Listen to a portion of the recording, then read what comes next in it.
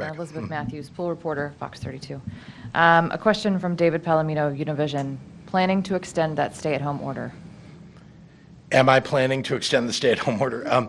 We are obviously, as we go every day, we talk to our partners in the healthcare community and the scientific community to try to determine what or how we ought to make sure that we're keeping people safe in the month of May, because we're talking about the end of the order at April 30th.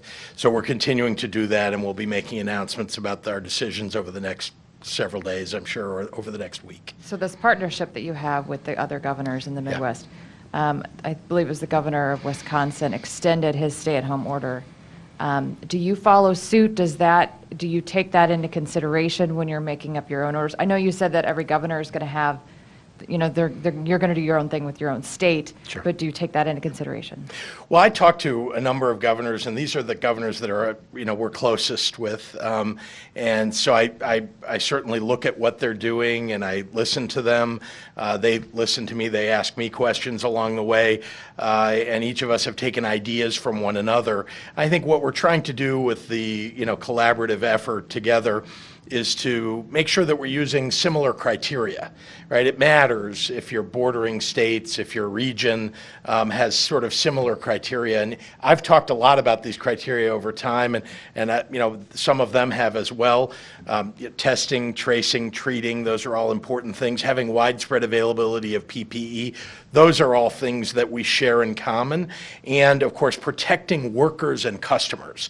When you ultimately try to, loosen things up and make sure that people can, do commerce and that we have an economy that starts to work again in the way that we all want it to, you want to make sure that you're keeping people safe. And so that's, the workers and the customers, of course, the business owners too. We try to take all that into consideration, but we share a lot of common values, and you saw it's a bipartisan group. We share, I think, in common that those sets of values and criteria, and that's really why we created that collaborative, so that we can share those best ideas. We were expecting you to speak with President Trump today. Did you? How did it go? What came of it? It was a call with our it was our team, myself and all of the governors from around the country. So that's the regular call that he joins, or sometimes doesn't, but it's always with the vice president at least.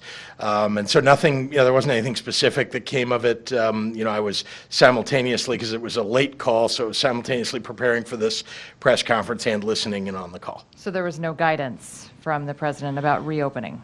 As I understand, he has sent an email, although I checked my iPhone and I didn't see an email, but he supposedly has sent an email with his ideas about when and how the country might, open its economy up.